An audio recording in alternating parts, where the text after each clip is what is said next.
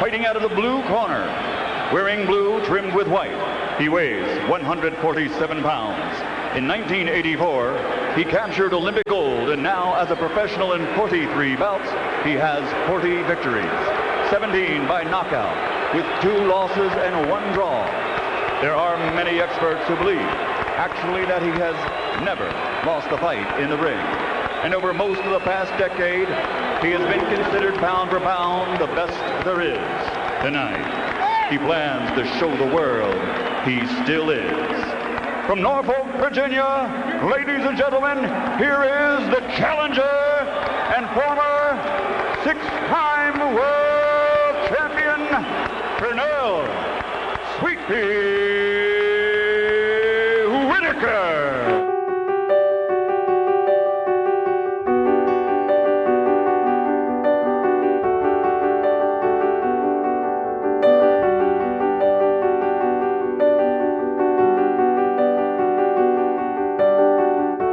We get to Pernell. Pernell's place in history, what are your thoughts?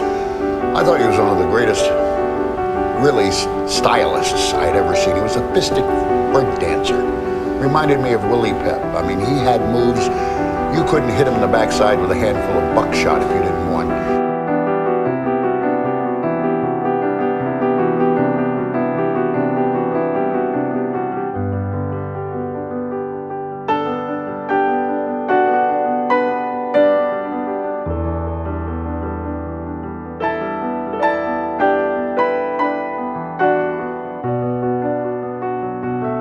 You know, there was a writer who once said he was to boxing what Van Gogh was to sunflowers, Degas to ballerinas. I add only he was to boxing what Edward G. Robinson was to dying like a dirty rat. He was it.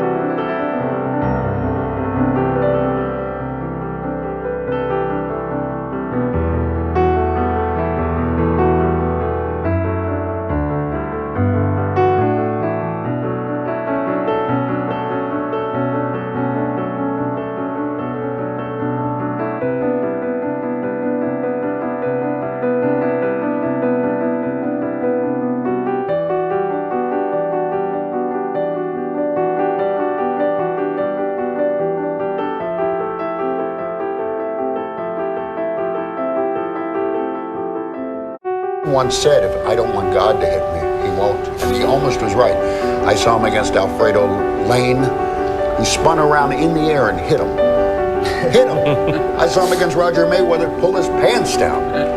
I saw him so many times almost playing ta-da. He would crouch and get up and be behind his opponent. It was like, ta-da, here I am. I mean, it's hard to categorize him because he was one of a kind.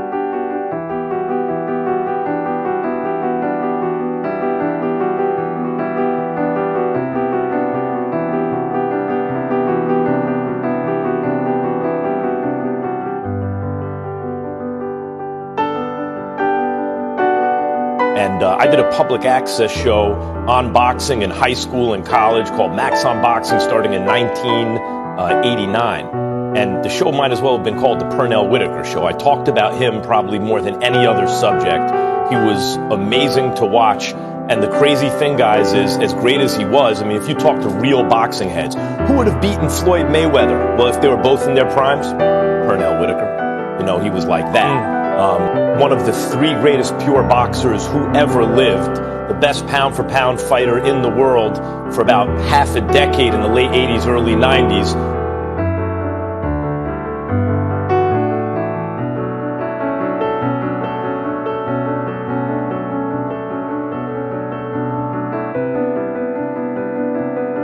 The greatest fighters in the world come from out of the 1990s.